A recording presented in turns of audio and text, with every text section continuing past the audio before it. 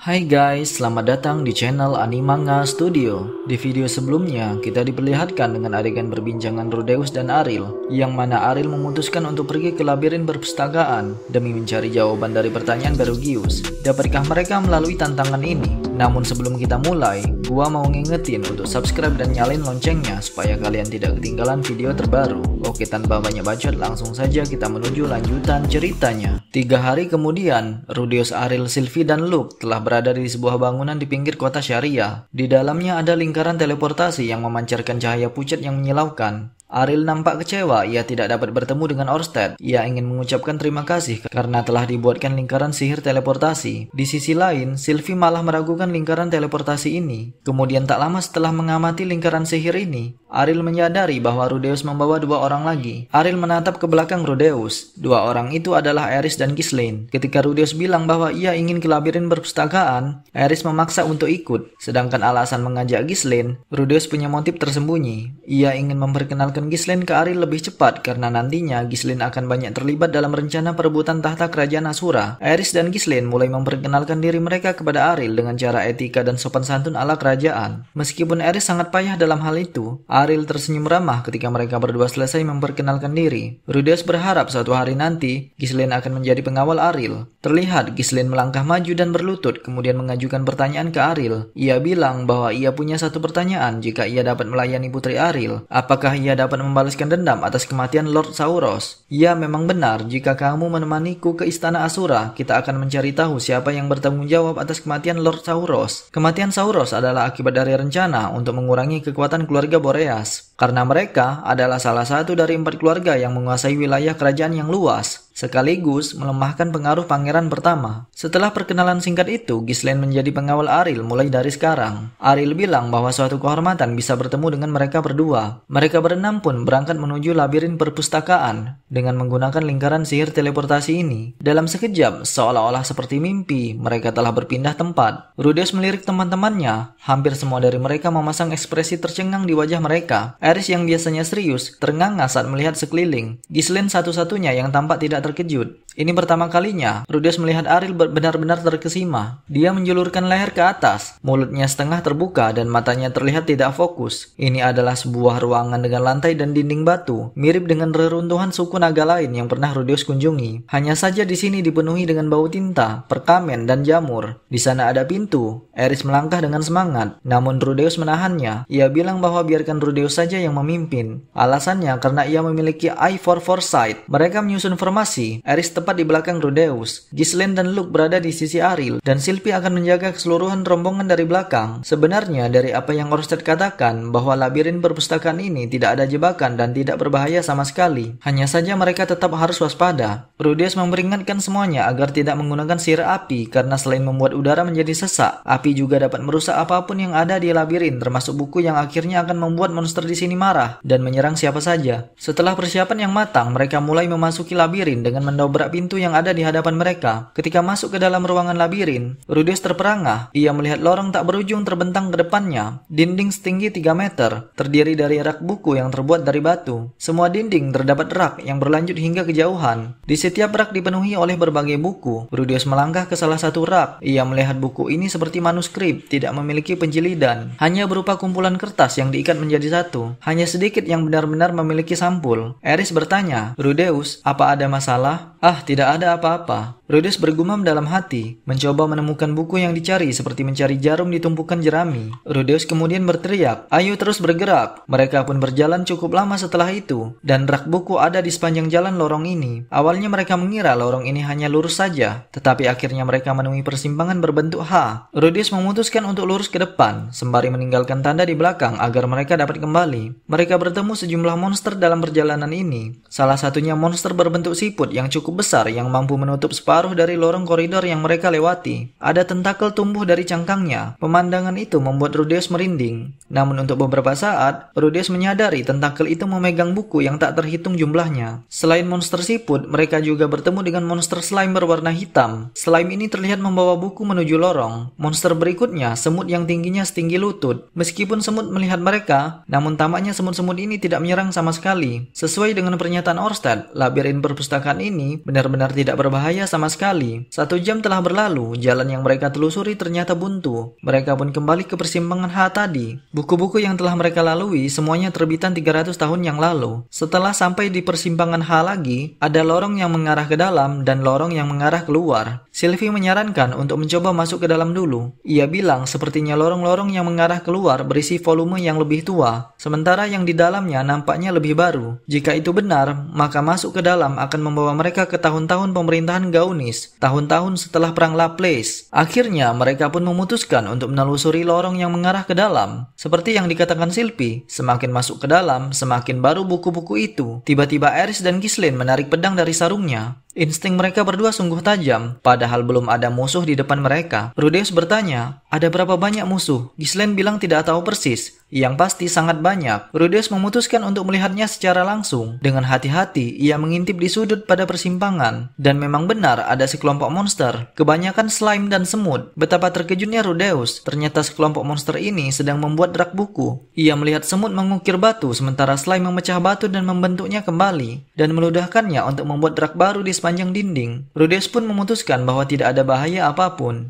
Ia memanggil semua orang. Ariel bilang, jadi mereka membangun rak lagi. Mereka menghela nafas lega, karena ternyata itu bukan hal yang berbahaya. Setelah kejadian itu, mereka mempercepat langkah. Tak terasa sudah 5 jam berlalu. Mereka sering menemui jalan buntu sehingga kembali ke persimpangan dan mencari lorong yang lain. Nampaknya sangat mustahil untuk mencari pusat dari labirin ini. Meskipun demikian, mereka secara bertahap mulai menemukan buku yang lebih baru dan lebih baru. Jadi Rudeus tahu bahwa mereka semakin dekat. Mereka memutuskan untuk istirahat sejenak. Semua masih dalam kondisi fisik yang baik, namun Ariel sudah nampak kelelahan. Aris bilang, tempat ini benar-benar tidak lain adalah buku. Saya pikir labirin akan sedikit lebih menarik dari ini. Aris berharap ada aula yang penuh dengan monster dan juga bos monster penjaga yang besar. Sylvie memotong kalimat Aris. Sylvie bilang, Aris, hentikan. Rudy kehilangan ayahnya di labirin seperti ini. Mendengar itu, Aris kaget, wajahnya memucat, dan ia meminta maaf kepada Rudeus. Kemudian setelah beristirahat sejenak, mereka melanjutkan perjalanan. Hingga akhirnya mereka sudah sampai di pusat dari labirin ini. Suatu area terbuka berbentuk suatu lembah cekung seperti Kolosium Roma. Di tengahnya mereka melihat slime raksasa. Tubuhnya bergoyang. Lusinan lengan memanjang seperti tentakel. Masing-masing memegang pena dan mencoret-coret sesuatu dengan kecepatan kilat. Hanya satu dari tentakel itu yang memiliki mata di ujungnya, dan mata itu menghadap ke langit-langit. Tanpa diragukan lagi, makhluk ini adalah penguasa labirin. Dan tanpa disadari, mereka telah melangkah dalam jangkauan serangan. Rudeus bukan satu-satunya yang merasakan bahaya. Orang-orang di belakang Rudeus juga tidak bisa berkata-kata. Aris dan Ghislaine melongo, bahkan saat mereka menarik senjata mereka. Makhluk apa itu? Luke berseru. Rudeus menjawab, itu pasti penguasa tempat ini.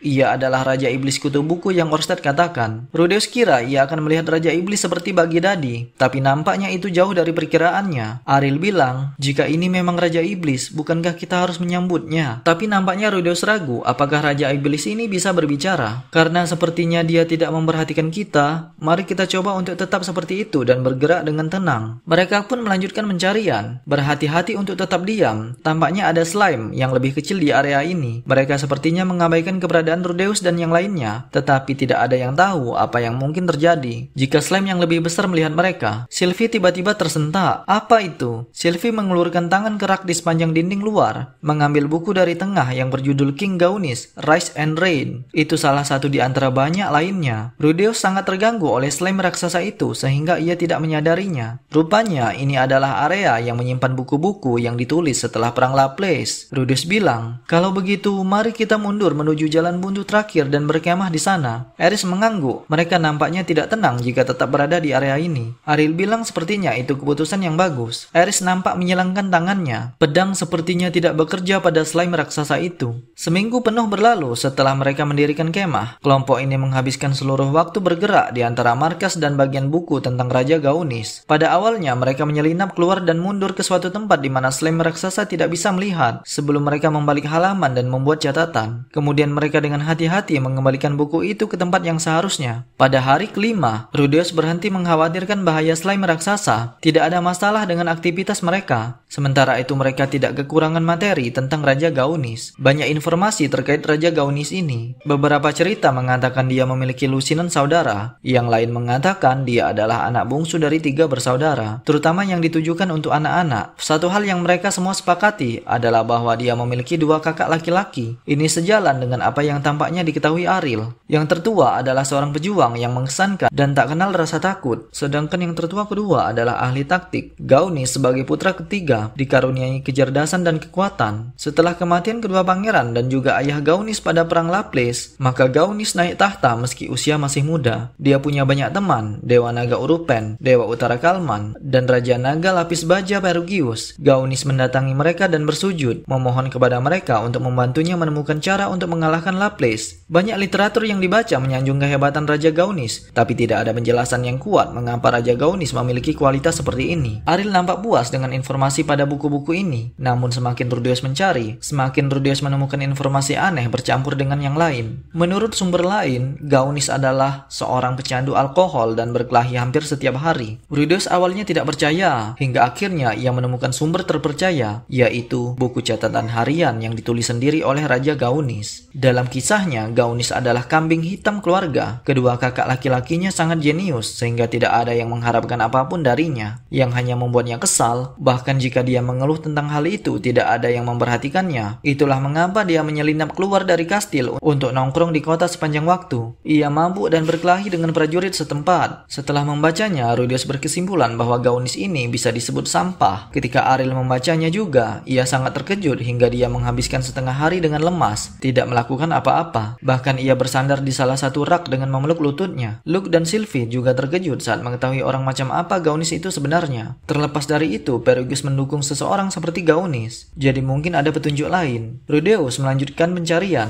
Ada sebuah buku menarik terkait anak-anak yang diberkati, yaitu manusia yang memiliki kemampuan khusus seperti Zanoba. Ada satu artikel di dalamnya yang membahas mengenai anak terberkati yang tak berdaya. Bisa kita sebut powerless. Kekuatan ini sebenarnya tak diharapkan karena banyak orang yang akan mengincar untuk membunuhnya. Anak yang punya kekuatan powerless dapat melumpuhkan kekuatan anak terberkati lainnya. Selain itu, rupanya powerless bisa menghilangkan kekuatan anak-anak terkutuk. Rudeus mulai mencatat informasi penting ini di buku hariannya. Nampaknya ada bagian yang perlu ia tulis ulang di buku harian. Rudeus merobek halaman yang tidak perlu, namun sepertinya ada suatu keanehan. Sekilas, Rudeus juga melihat salah satu tentakel baru saja merobek satu halaman dari buku tempat dia menulis. Rudeus menatap diam. Ia bertanya-tanya, kemudian hanya untuk memastikan. Ia menulis kalimat acak di bukunya. Segera setelah itu, tentakel mulai meniru gerakannya. Nampaknya tentakel dari slime raksasa itu benar-benar meniru apa yang ditulis Rudeus. Ia pun punya ide, kemudian menulis, "Selamat siang Raja Iblis, senang berkenalan dengan Anda. Saya Rudeus Greyrat. Ini adalah perpustakaan luar biasa yang Anda miliki di sini." Tiba-tiba tentakel-tentakel ini berhenti bergerak. Rudeus merinding. Dalam sekejap, bola mata si slime raksasa yang selama ini melotot ke langit-langit sekarang berbalik menatap ke arah Rudeus. Detik berikutnya, tentakelnya melesat dengan kecepatan luar biasa menuju ke arah Rudeus. Rudeus menunduk karena takut itu akan menusuknya. Tetapi yang mengejutkan, ia mencengkram selembar kertas dan menunjukkannya kepada Rudeus. Di situ tertulis, "Saya Raja Iblis Bidhop Toveta dari suku Nen. Selamat datang di kastil saya, wahai penulis masa depan." Rudeus buru-buru menulis jawaban. "Permintaan maaf saya yang terdalam karena tidak memberikan penghormatan yang layak lebih cepat. Sungguh suatu kehormatan bertemu dengan Anda yang mulia. Kami datang ke sini dengan tujuan meneliti objek tertentu. Apakah Anda bersedia mengizinkan kami tinggal di sini sementara waktu?" Tanggapan slime raksasa ini singkat dan sederhana. Ia menjawab, "Ya." Phew.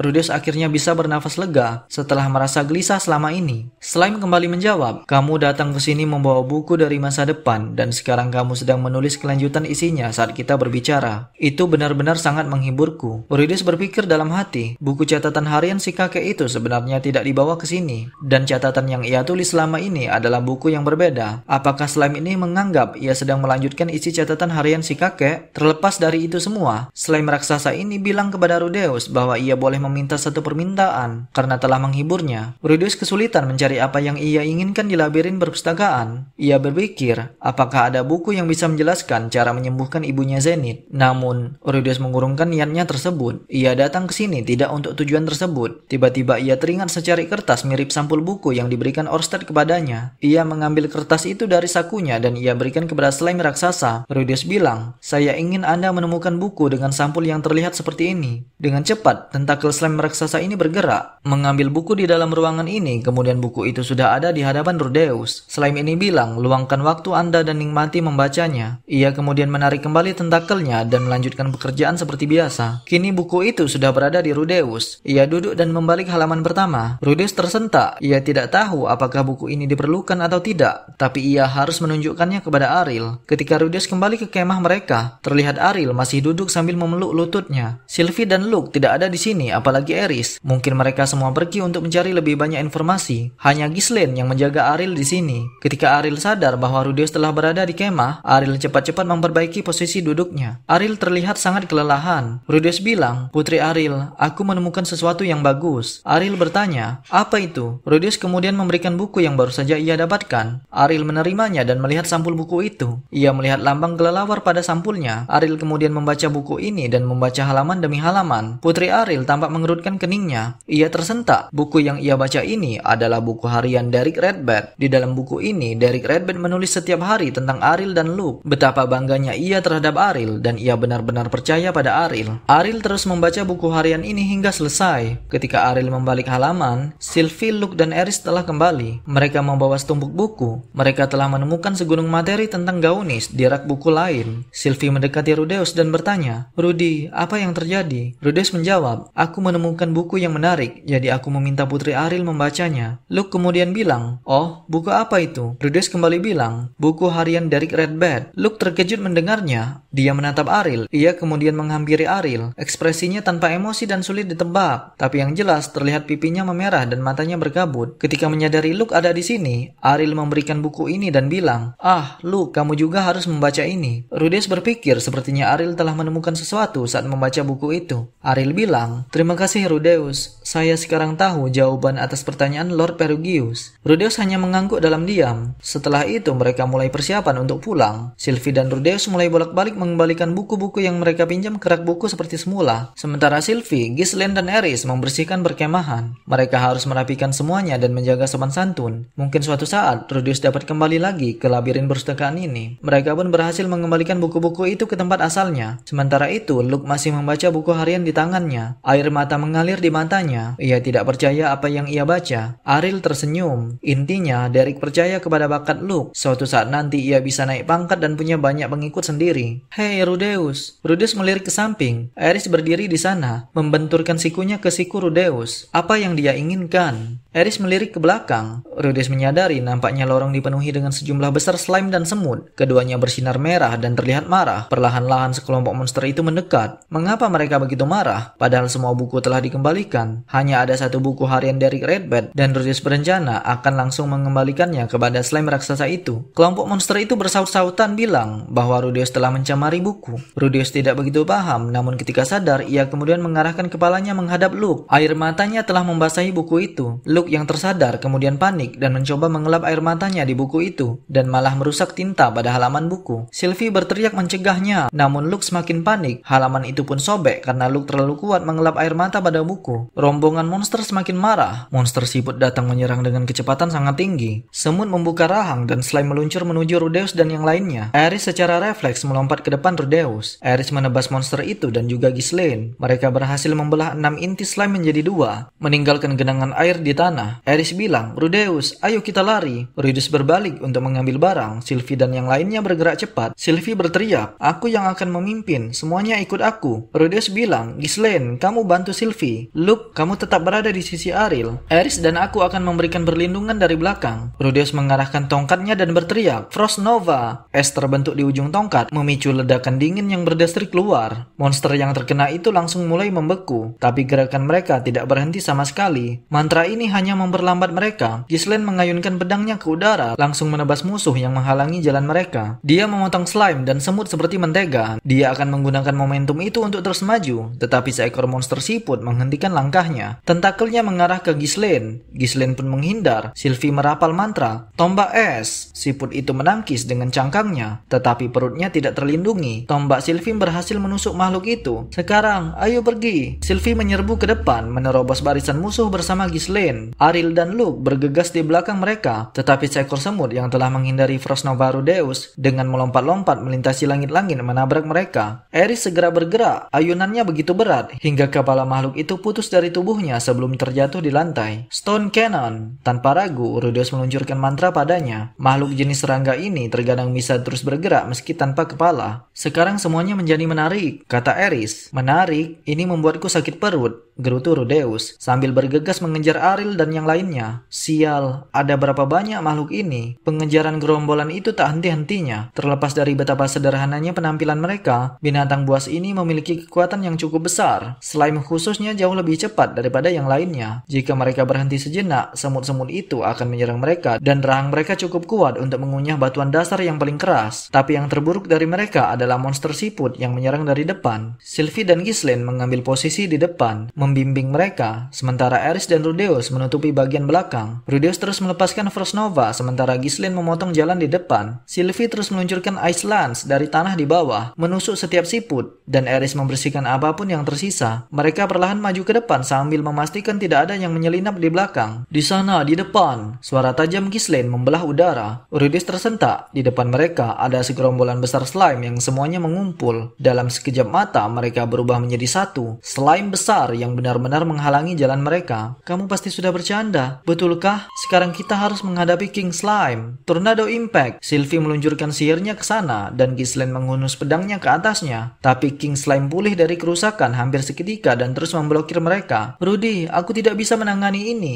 kata Sylvie. Rudeus bertukar posisi dengan Sylvie. Ghislaine, aku akan meluncurkan ledakan kuat dan menghancurkannya menjadi beberapa bagian. Aku ingin kamu mengalahkan slime yang lebih kecil sebanyak yang kamu bisa. Rudeus menarik napas dalam-dalam dan mulai memusatkan mana ke tangan kanan. Sonic Boom. Apa yang Rudeus lepaskan adalah gelombang kejut tak berbentuk. Sebuah ledakan tak terlihat bergema melalui aula, meledak melalui slime dengan kecepatan luar biasa. Kekuatan itu menyebabkan makhluk itu hancur berkeping-keping. Ghislaine mengeluarkan raungan keras dan menyerbu ke depan. Dalam satu kedipan mata, dia mengiris inti setidaknya selusin slime. Tiba-tiba dari balik slime sudah ada 5 monster siput. Makhluk-makhluk ini berhasil menerobos dan mendekati Rudeus. Satu siput berhasil dimusnahkan dengan Stone Cannon Rudeus. Ghislaine langsung berlari menghadang siput lainnya. Sayangnya itu bukan akhir. Tentakel siput menyelinap dan menghantam tubuh Rudeus. Rudeus menghindar namun siput masih menabraknya. Rudeus terpental hingga ke dinding begitu keras. Siput yang baru saja menyerang Rudeus kini sedang menyerang Ariel. Sang putri melawan sekuat yang ia bisa. Tentakel meluncur ke arahnya. Rudeus tidak berpikir Ariel bisa mengatasinya. Dengan cepat, Rudeus mengangkat tangannya dan mengeluarkan Stone Cannon. Siput itu hancur. Namun di sisi lain, slime menyelinap. Luke berdiri menghadang. Satu slime menggapai kaki Luke, sementara yang lain menghantam perutnya. Luke ambruk dengan satu lutut. Pada saat itu, slime ketiga melilit pedangnya. Slime lainnya menghantam kepala Luke dengan keras. Darah menyembur dari dahinya dan juga keluar dari hidungnya. Luke menarik pedang pendek dari pinggangnya dan menusuk slime yang melilit senjata utamanya. Ia kemudian terlepas. Luke berteriak, "Aku tidak akan membiarkanmu menyentuh putri Ariel." Kini Ariel bersiap melawan serangan slime dan untungnya pedang Ariel tepat mengenai intinya. Slime itu berubah menjadi air dan berceceran di lantai. Luke terkesima. Ariel bilang, "Luke, di saat-saat seperti ini, aku tidak berniat untuk tetap menjadi orang yang tidak tahu apa-apa." Dengan itu, jalan ke depan menjadi jelas. "Maju!" Rudeus berteriak. Singkat cerita, mereka telah berhasil menuju pintu keluar. Dengan susah payah, mereka mencapai lingkaran teleportasi tanpa ada yang cedera. Nah, itulah rangkuman cerita volume 17 part yang keempat. Video berikutnya gue akan membahas tentang kelanjutan setelah mereka berhasil keluar dari perpustakaan labirin dan fakta menarik lainnya. Pantengin terus channel ini dengan subscribe dan hidupkan notifikasinya. Oh ya, gue mau ngucapin terima kasih bagi kalian yang telah rela berdonasi. Dukungan kalian sangat berarti dalam perkembangan channel ini. Oke, sekian dari saya. Terima kasih guys.